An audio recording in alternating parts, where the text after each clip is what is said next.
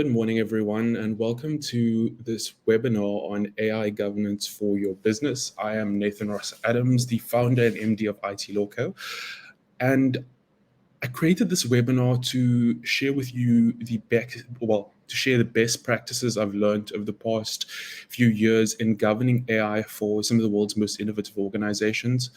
But what I'm going to share with you is scalable to an organization of any size, any industry, and whether you're in public or private sector. So let me just start off by sharing my screen.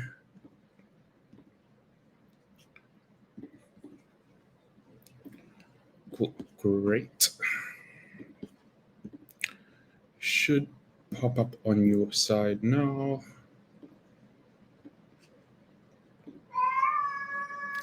Oh, and if you hear any moaning in the background, it's my cat that's looking for a lot of attention right now.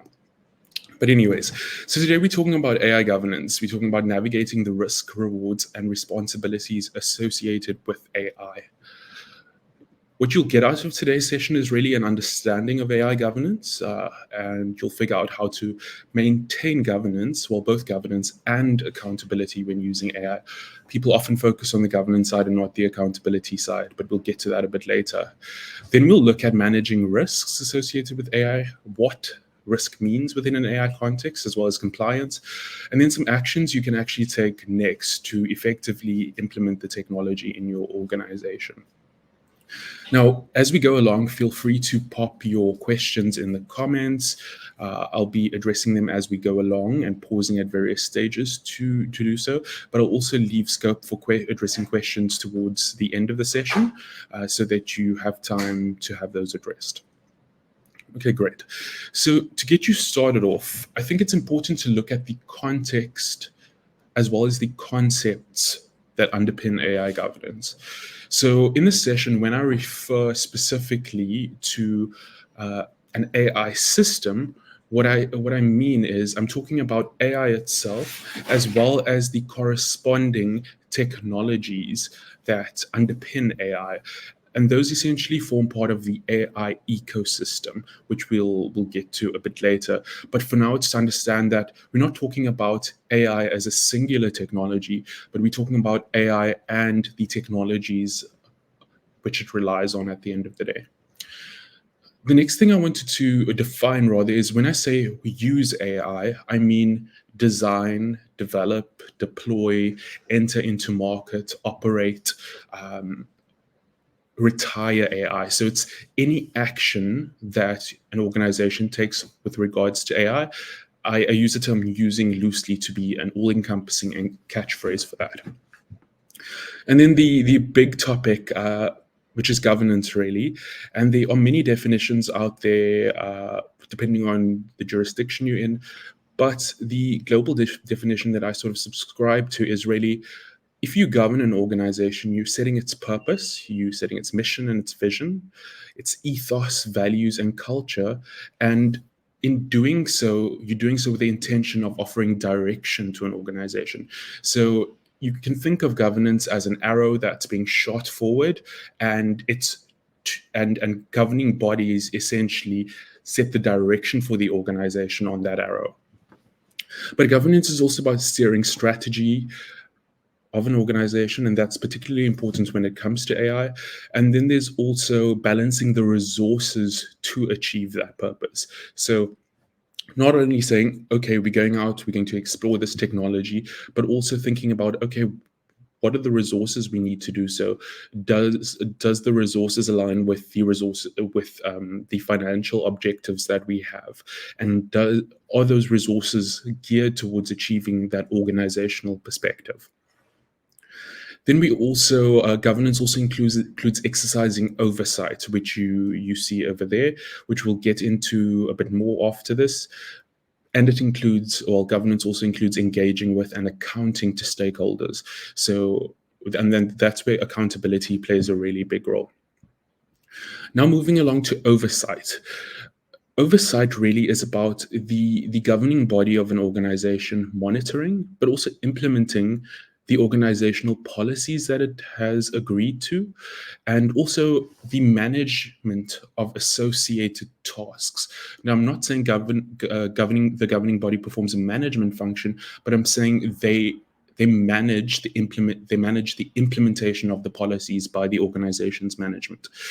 I know there's a lot of context and a lot of vague concepts, but they'll become clearer as we go along. But for now, it's just to understand that governance also includes oversight of what happens within the organization. And a key or vital point of the organization, or the oversight function rather, of a governing body is that oversight requires the governing body to understand the situation. And that, in this case, would mean understanding AI technologies and how it works and how it links to the organization's direction that the governing body wants it to head into. The next concept, which I'd like to define, or the next concepts, are risk and risk appetite. So in simple terms, in an organizational context, and I'll think of it within GRC, so governance, risk, and compliance, the risk is really risk is the effect of uncertainty on an organization achieving its objectives. So the unexpected or the uncertain events that may arise that may impact an organization achieving its objectives at the end of the day. And those objectives, or effects rather, could be both positive and negative, or both, and they can also result in opportunities and threats for an organization. Practically, within an AI context, AI risks present both opportunities and threats for organizations, which we'll get into as well. And then risk appetite really focuses on the amount of risk that an organization is typically willing to take to achieve its objectives, because risk results often in organizations facing consequences either from a fining perspective or from a general reputational perspective, which we'll also get into a bit later. Then compliance and compliance obligations. So compliance, it means that when an organization achieves compliance or moves towards compliance, it means that it's meeting its compliance obligations. And these obligations can be either mandatory or compulsory, where they have to comply with it, or they could be voluntary, where an organization chooses to comply with it and makes a statement to that effect. A lot of information, but the gist of it that you need to know is that organizations are increasingly adopting AI systems. They need to govern those AI systems, and that governance obligation typically comes from company law. In South Africa, Section 66 of the Companies Act says that the board of directors must manage the affairs of the companies. And I know they use the word manage, but what they effectively mean is govern in that context. So governance needs to be considered within an AI-specific context. So what does that look like from a high-level perspective? This is a snapshot of AI governance. It's really speaking, and we'll dive into each of these components, but really it's the governing body performs a function to effectively govern AI and the use of AI, and that includes from an organizational decision-making perspective, because the governing body is responsible for decisions that happen at the organization, as well as for data use, so how the organization uses data, the organization's culture and values, compliance and risk, as we've addressed, and then also the governing body responds to the market needs as well as their stakeholder perspectives or expectations, rather. And this is the stakeholder side is very important, and organizations often neglect that. There was a shift in company law and corporate governance over the past, I'd say, 10 years, 15 years, where the shift moved away from a shareholder primacy perspective, and that's where organizations function to serve their shareholders, to a stakeholder, a stakeholder focus. So stakeholders would include not only shareholders, but directors, employees, the broader public, the government, etc. So those stakeholder considerations need to be looked at from a broad corporate governance perspective.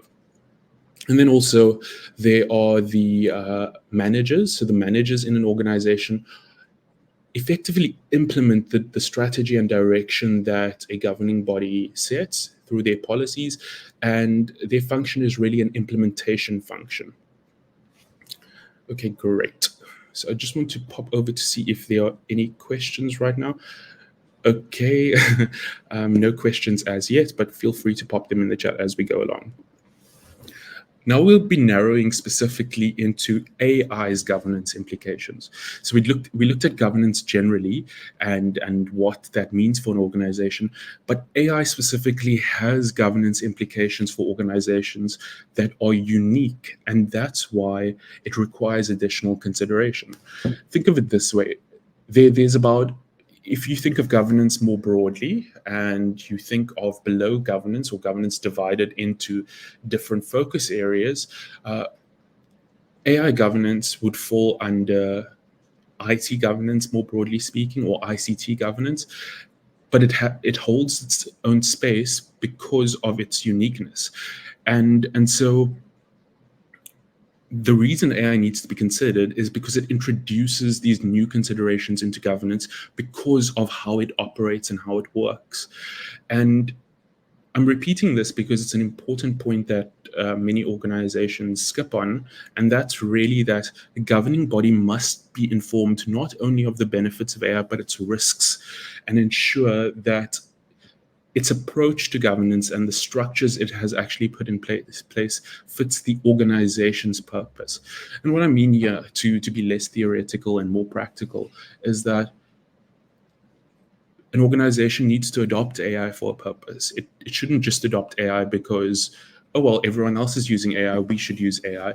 It needs to align to a specific organizational purpose. So, for example, if an organization wants to create efficiencies, time and cost efficiencies, or maintain a competitive edge, then that makes sense to use AI within that context. But if it's not possible for an organization to tie an AI system to its specific purposes or objectives as an organization, then it shouldn't be using AI. The last point, which is just about accountability, we have addressed, but effectively, the governing body of an organization must oversee AI-related decisions and outcomes, and can't claim ignorance within that context. So now we're going to get technical, a little technical, not too much, but we're looking at what AI systems are and why they effectively challenge governance. And so if you think of governance generally, or an organization, there's this theory that an organization is a series of decisions and a series of contracts. The governing body and various people in an organization, well, think of it this way: the governing body is on top and they make decisions on the direction of the organization. But management also makes decisions. But decision making, I think we can all agree, is an essential function of day-to-day business. And it seems very basic, but I'll explain why it's important now. So AI systems can actually encompass decision automation, which effectively means you're having a system, a technology-based system, performing a function which is ordinarily reserved for certain people in an organization. And so the question that comes up pretty often here is, can directors of a company delegate their decision-making abilities to AI systems?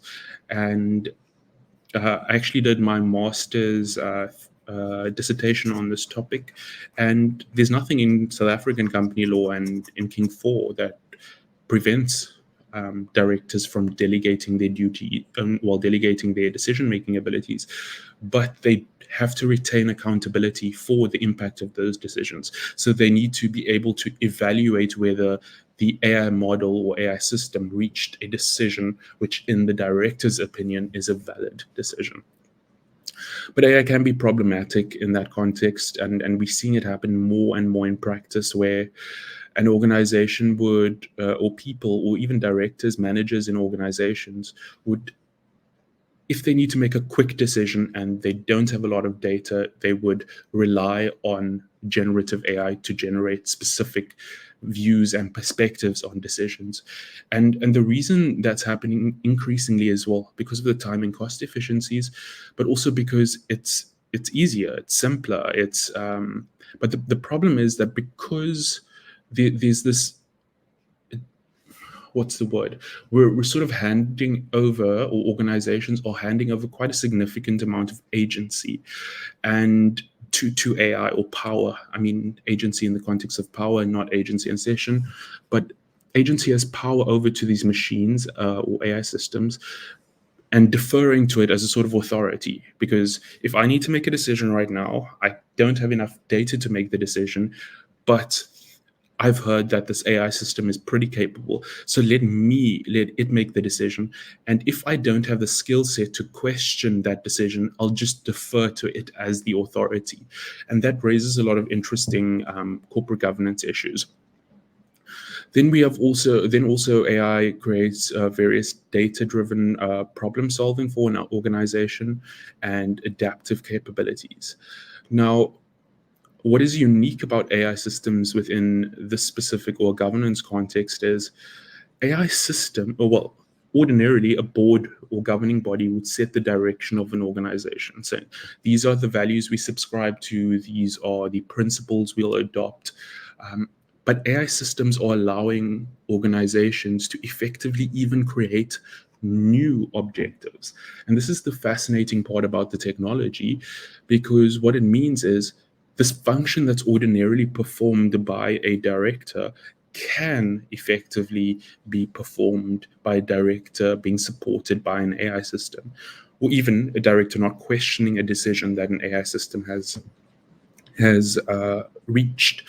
And this has resulted in interesting questions that have practical effects. So can an AI system be appointed to a board of directors? Currently, it can't in South Africa because it needs to be a person or human being. But there was a Hong Kong venture capitalist firm that appointed an AI model to its board because it was more efficient at crunching numbers than the financial director of the organization. And so there are interesting questions coming up there, which I think is worth considering. But moving along from AI systems generally to the AI ecosystem, which I spoke of early on, it's worth considering that AI system, or referring to the technology as an AI system and not AI. It sort of creates, if you use the word AI, just generally speaking, it leaves the impression that you pinpointing a single technology. But the AI ecosystem is much broader than that. It should pop up on the screen now. So you don't need to, I know this looks highly technical, but I'll break it down for you and just understand that this is the technology that and data that underpins AI. And so AI governance, doesn't consider AI as a technology in isolation, but considers the various layers of the AI ecosystem. So I'm going to go from top to bottom. So when I speak about vertical industries and research, I'm talking about the specific industries within which an organization operates and the specific AI research that links to that particular industry. So, for example, AI research for the medical industry, for example, for vaccine generation, discovering of new drugs, cancer detection in patients, is very different from AI research in the mining industry that's looking for more efficient ways to collect and maintain resources. So that's the really the top layer of it. So we're looking at it from an industry perspective. Then we're looking at it from an AI system. So specific industries have different AI systems. So just as I mentioned, the medical industry's AI system will be very different from a mining industry. And I'm not talking about generative AI only. I'm talking about industry-specific AI systems. But it does include Gen AI. And then you have AI services, and this really means that a specific AI system would perform a specific service. So think of it as agentive AI or agent AI that performs a research function. So there is agentive AI that's available online that allows that conducts research on your behalf, that can conduct research on your behalf. And so that would be a specific type of AI service. Another one would be generative AI like ChatGPT from OpenAI, MS Copilot, Anthropic's Claude. Those are various AI types of services. But these systems and services are effectively underpinned by various technologies and resource pools. So some of it is machine learning and deep learning. Machine learning is basically a learning technique of AI where it needs to learn, where it needs to discover patterns in data, whereas deep learning is a subset of machine learning focusing on mimicking the human brain and how it works. Then you have the engineering side of things, which is really where software engineers or AI engineers develop specific AI models, and they use tools and libraries, and well, coding libraries as well as software libraries. And then you have other technologies, which is more on the advanced side of the spectrum, like quantum computing, which could support AI systems.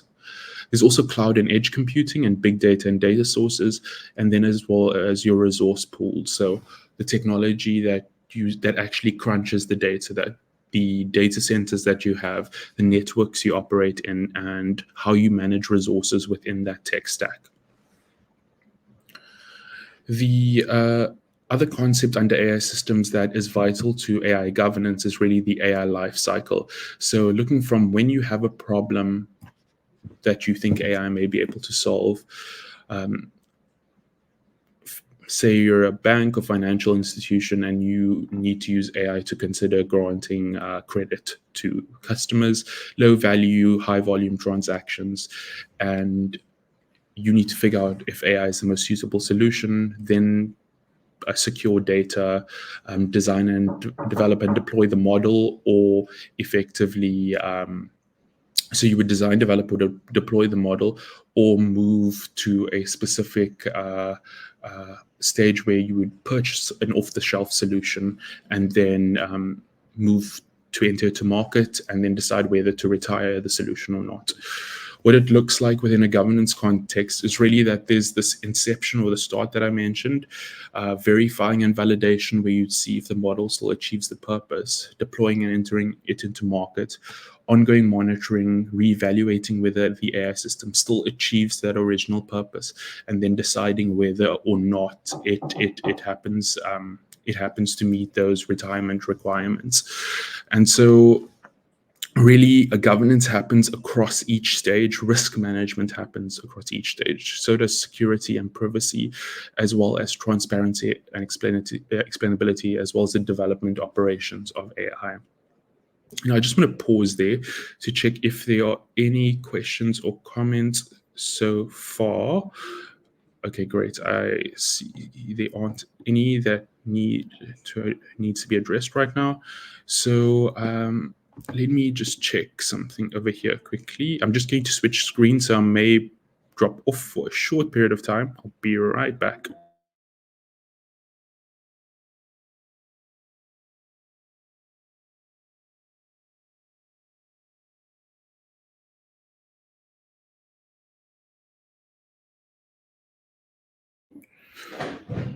Perfect, and I am back. So you should still be able to see my screen. Let me just see it on that side. So there are benefits and challenges that come with the technology. The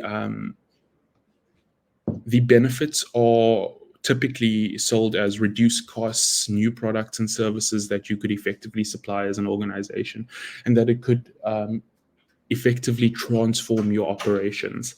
Now, that means that there are specific, well, most organizations focus on that. AI can create efficiencies, it can transform your operations, but there are specific challenges like the legal requirements that come up, compliance obligations, as you can see on the screen. Now, the thing is that most people or most organizations tend to focus on these requirements in isolation, saying we have a data privacy office that can deal with AI. We have an IT governance office that deals with IT governance more broadly for the organization. And we have a social and ethics committee that considers AI and the impact. And that's good that framework is in place and those resources exist. But what needs to happen from a governance perspective is a coordination of all those resources to deal with AI. And what's typically happened at an international level really is that the the organizations have, well, the boards and governing bodies have effectively appointed a single director that's responsible for digital transformation at an organization to perform that function. Now, that's all good and well. There's someone with that expertise. But what's better, and I'm talking about an enterprise or a large organization, and what really happens is that that person needs to effectively appoint a subcommittee consisting of each of these stakeholders that AI would impact. And I'm talking about internal organizational stakeholders now, like the CIO, the CTO, the legal team, the GRC team, HR as well, where there's going to be an impact on AI specifically within the with employees and recruitment. So, what does all of this mean? What does all of this information mean? What does it require from governing bodies to do? This is really where policy comes in. And I've seen hundreds, well, maybe even thousands of AI policies that are very specific, very nuanced. So they'd focus on how do we use generative AI in the organization? How do we develop AI? And those are all good, but they're very isolated and they don't consider governance of the technology more broadly. And so organizations need an AI governance policy for AI specifically that speaks about how the board or governing body believes AI aligns with the organization's objectives and sets standards and guidelines for what AI would look like in the organization.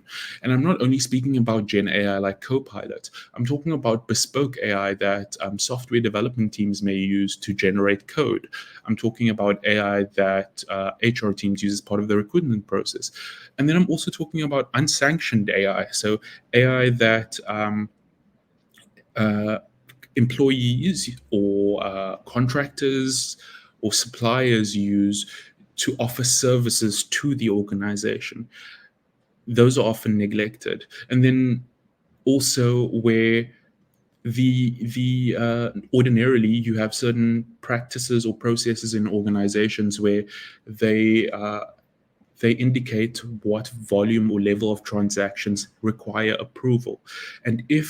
And with most AI systems, they're publicly available, they're freely available, and so, well, Gen AI, so they often drop out of the traditional risk management criteria because they are so, their use is so common. And so acceptable use of IT policies, InfoSec policies are not very clear on this point.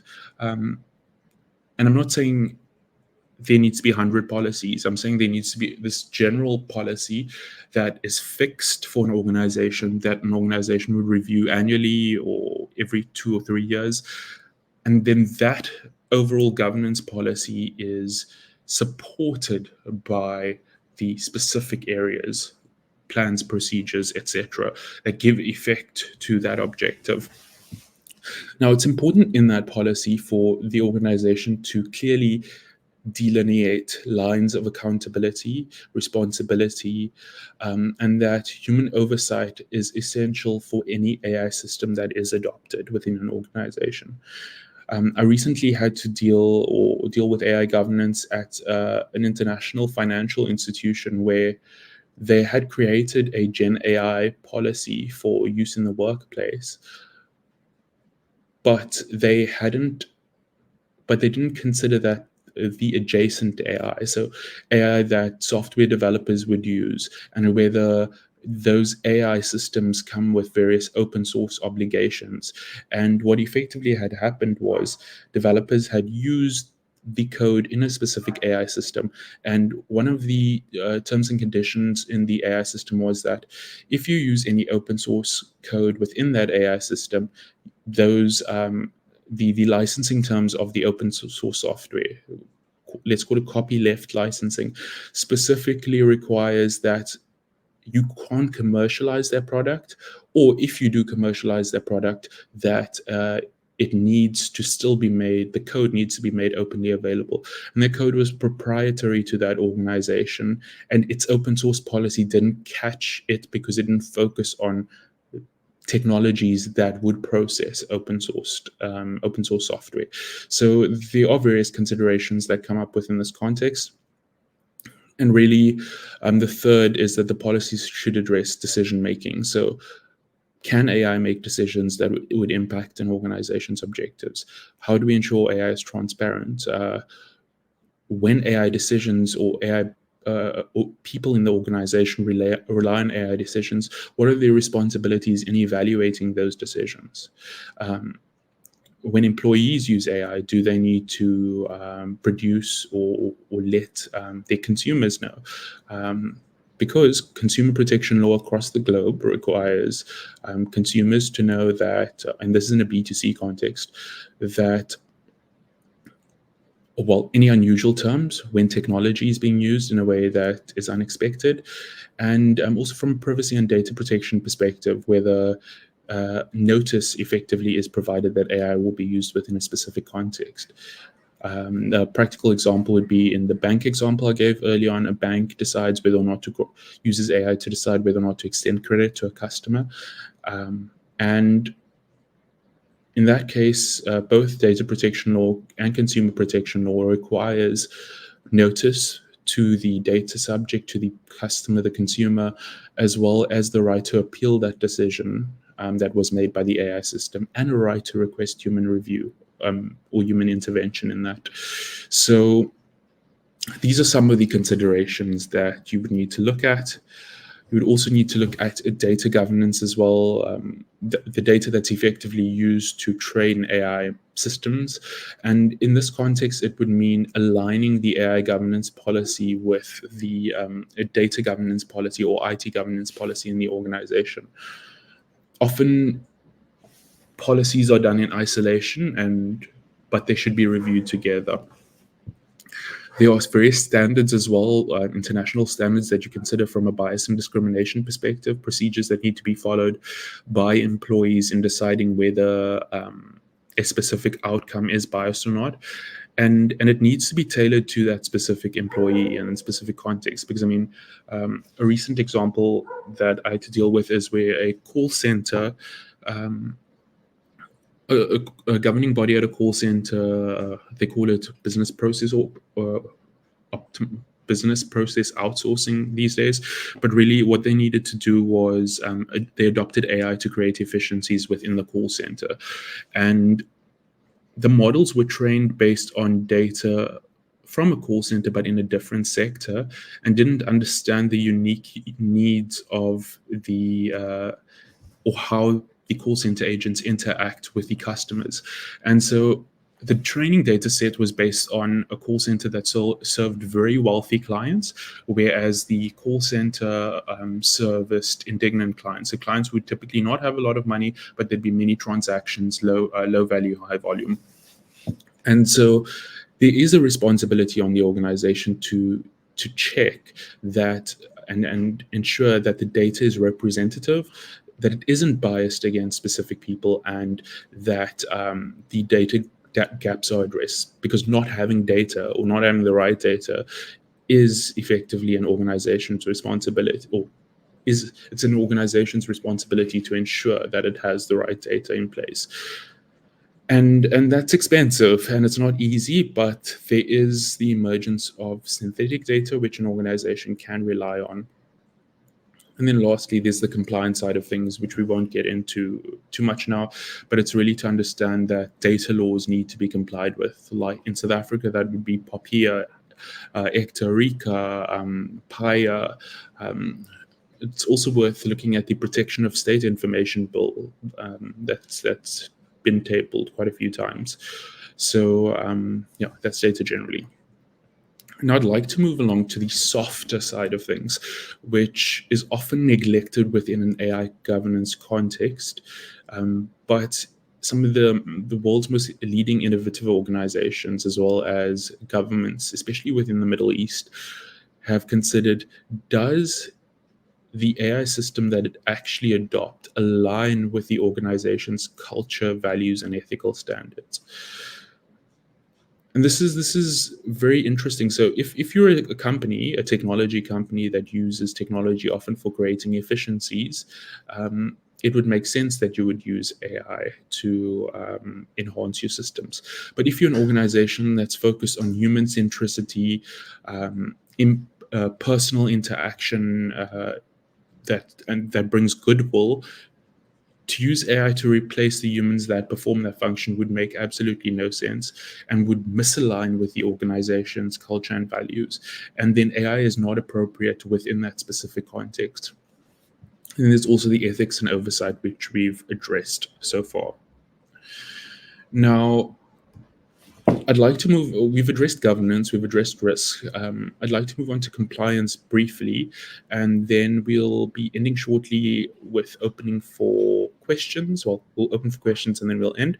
But compliance really is looking at, as I mentioned early on, compliance obligations. They could be mandatory, required by law, but they could also be voluntary, where there's an industry code of conduct. There is an industry body which has set guidelines for that, and so organizations can decide whether to subscribe to those or not. And compliance within an AI context would mean ensuring alignment with both those areas. So, for example, if you're part of the Direct Marketing Association of South Africa, and you use AI systems in direct marketing to customers, you would still need to check how the standards or specific guidelines that your body sets, whether it aligns with your AI use. And then, more interestingly, or I find this more interesting, is that when the AI system is actually being configured by either your internal IT team or external service providers, they need to be programmed in a way that avoids breaches of compliance or presents a human with a decision on whether to go ahead with a specific task or not. And really, this has caused a rise in the technologies that support the AI lifecycle. Microsoft has those types of technologies. IBM does as well. And really, they're designed to support compliance across each stage of the AI lifecycle that I introduced you to early on.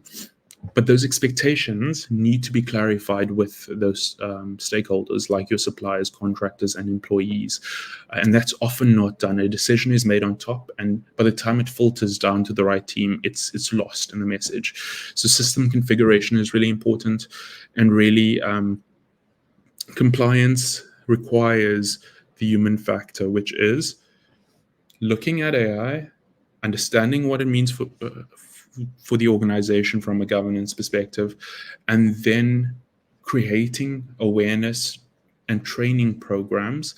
And your L&D, or learning and development teams, are vital in this for awareness of the technology, training, change management, so that employees actually adopt the technologies, and then monitoring compliance from an ongoing perspective. So I've given you a lot of information, and it's really been interesting in sharing this with you. It's a topic I'm very passionate about and enjoy helping organizations with. But what I wanted to provide you with is actionable next steps. So what can you actually do after with all this information?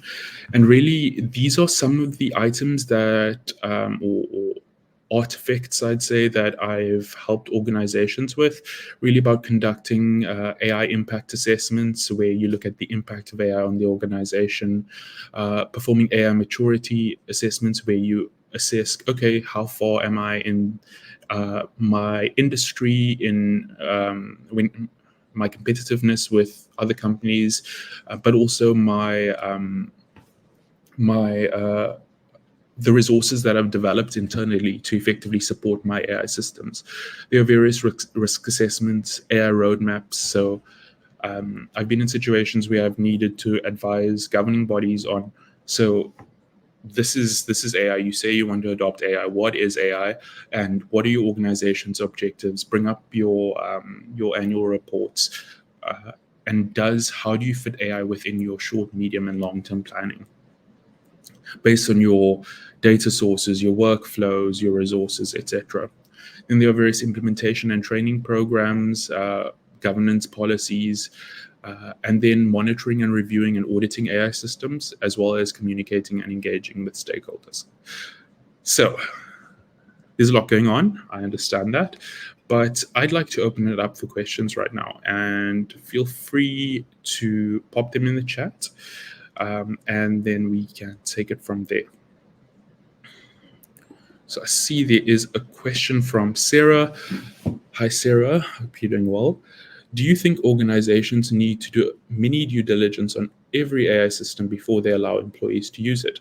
Employees aren't really going to wait for that approval, but at least then you understand the risks, know what data, code, or personal information is going through the AI system, and can possibly mitigate that risk. Really great points, Sarah. So my perspective is that it depends on which AI system it is.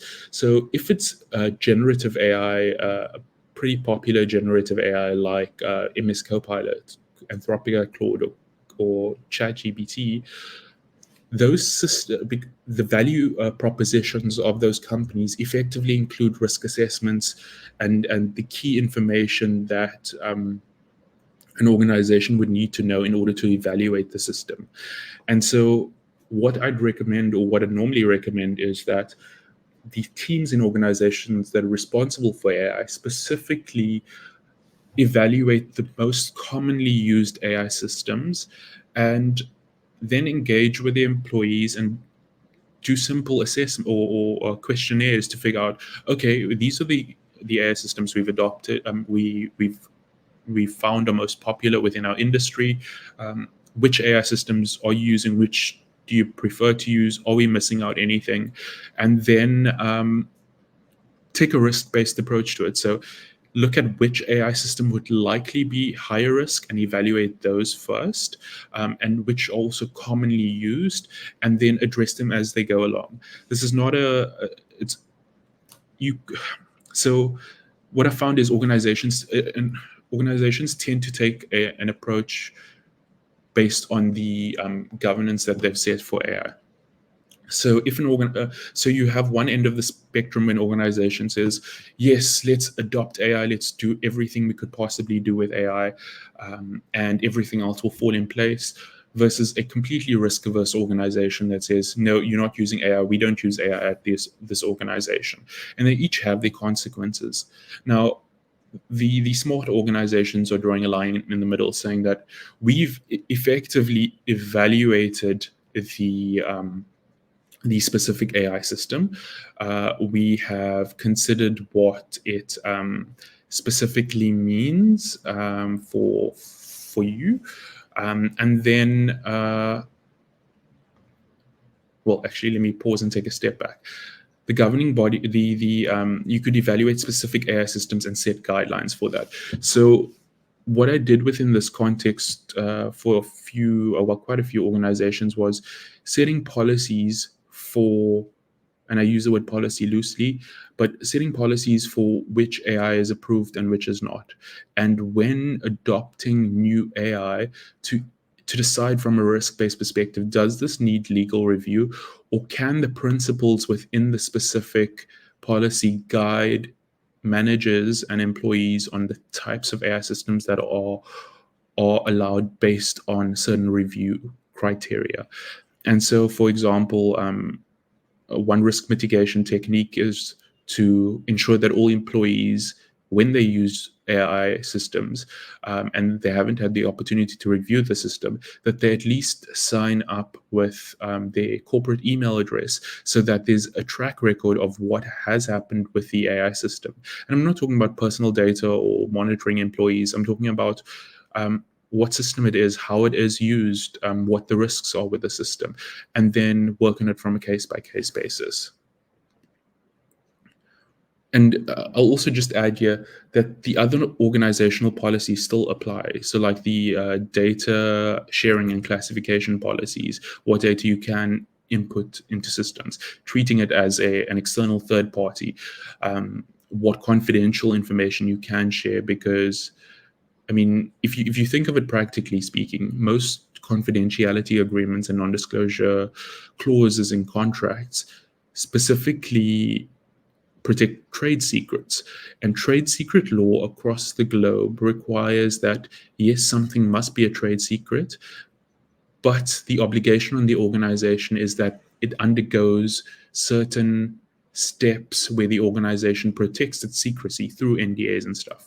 But if an organization specific or an employee in an organization puts it through an AI model, and that AI model suddenly makes the information available somewhere else, like Samsung did, then what would effectively happen is it would lose that trade secret protection, because the system specifically that processed it had a history of exposing that data. So what happened with Samsung is Samsung, or a developer at Samsung, used generative AI to evaluate code, and then when someone else requested code on the Gen AI model, the Gen AI revealed Samsung's proprietary code, and it effectively lost its trade secret protection because the organization didn't provide an adequate level of protection. So it's not the shift in electronic data, I would say, has shifted not only to confidentiality but security as well. Thanks, Sarah. Okay, perfect. And then there's a great question from Clayton Hall.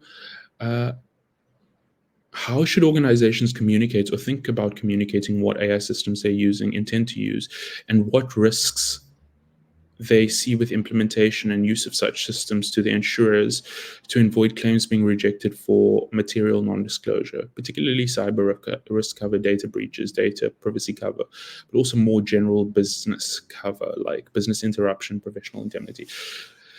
Great question. So it's really, the question is focusing on insurers' disclosure, risk events or insurable events. And so quite interestingly, when I think ChatGPT was released in December 2021, so about 3 years ago, and about a few months after it was released and there was widespread adoption and a few scandals, many insurers who offered cyber risk insurance effectively, what they did is they eliminated from the insurable cover unsanctioned generative AI systems. And what they effectively were saying that, or what they were saying was that, well, it's widely known that Gen AI systems result in risks, and and insurance requires risks to be unforeseeable, right? They are uncertain events, but we know that generative AI is capable of creating hallucinations, for example, biases and discrimination. And so in the case where the risk was foreseeable, insurers typically don't cover it. And this is where AI governance plays a key role, because it requires organizations effectively to assume the risk of foreseeable harms. And that is pretty fair. I mean, think of it this way. If you are let's look at what happened during the COVID-19 pandemic. Initially, when businesses were claiming for business interruption insurance, it was fine. People knew that, insurers were willing to pay out. They would cover the costs associated with it. But as soon as the pandemic became sort of a regular event, it was foreseeable, and someone would enter into a new business during the pandemic, they couldn't claim business interruption insurance for an event that was already foreseeable, where people knew it was going to happen. And so foreseeability has become a vital consideration for insurance. And then in assessing breaches that may result from the technology, what has happened is insurers have still played an active role in doing so. But when breaches are considered, what typically happens from an incident response perspective, the broker, not the broker, but the insurance representative would want to be involved from the beginning. So once an organization becomes aware of the incident, along with a digital forensic, an incident response person, as well as a digital forensics person to understand what has actually happened. And so, provided the event was not foreseeable, provided that it is covered by the insurance policy, there shouldn't be any issues. But when it comes to the indemnities, things become very interesting. So this is where, so what's not clear right now is, does indemnity insurance for a business's decision making cover the situation where an organization relies on an AI system, and that AI system is known or not known to have specific errors in it.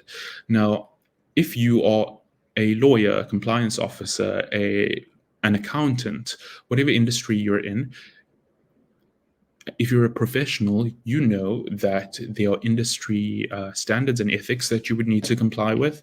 And those specific industry standards and ethics require you to ultimately make the decision, the final decision. And that's where humans in the loop come in. That's what every AI decision that is taken in your organization that would have an impact on how your organization operates, the decision making, needs to be evaluated, or rather, it needs to go through a human in the loop at the end of the day, because you are accountable for that at the end of the day. And so the professional indemnity cover would, and it's actually in the title, would only cover decisions that you would have made and where you were in the loop and effectively made that decision, not where you deferred your responsibility to AI. Okay, and then next we have Timothy Walters. We have the last question from Timothy, and that's really, as we navigate the growing role of AI, many vendors offering governance, compliance, and legal services alongside their technology. This approach can be quite helpful for organizations, but I'm curious to hear your thoughts. How can AI vendors build trust and expertise in these new service areas? Great question. It's largely commercial, but I'll give it a try. And really, it's that governance, one of the key areas of governance, risk, and compliance is that it's independent. So you cannot, if you are, let's say, I'm an organization and I supply generative AI to one of my customers, I can't also perform their governance, risk, and compliance function on the company that I'll be providing services to. Yes, I can provide them with the resources and information about the specific AI model, but the actual evaluation, the risk assessment from a due diligence or third-party risk management perspective needs to be conducted by the organizations. And what I've found, and this may not be the case for you and your organization, but many vendors are sort of doing a sort of general catch-all approach to GRC, and not understanding the industry-specific requirements. So if I was supplying an AI system that was specifically tailored to the legal industry, I know that lawyers are under obligations of privilege, confidentiality, security, etc., and which means it would play a more significant role or value proposition in technologies that I would assume. So what I'd suggest is identify your market segment, understand their behaviors, understand what their requirements are, their needs, their pain points, and then ensure that the technology meets those needs and pain points. Vendors, trust is an ongoing process, but trust can be demonstrated through relationship building, through certification, through association. So that's the final point over there. But otherwise, if there aren't any more questions, I'd like to call it a day over there. I hope you enjoyed the session and found it valuable. If you have any questions about any specific of the next steps that I mentioned, like the impact assessments, maturity assessments, or need an AI governance policy, feel free to reach out to me. I'll pop my mail address in the chat, or I'll actually put it up on the screen for you guys to see. But otherwise, I hope you enjoyed the session. I enjoyed it a lot, sharing the information with you. And feel free to pop me a LinkedIn message if you want to get in touch. Have a lovely day, everyone.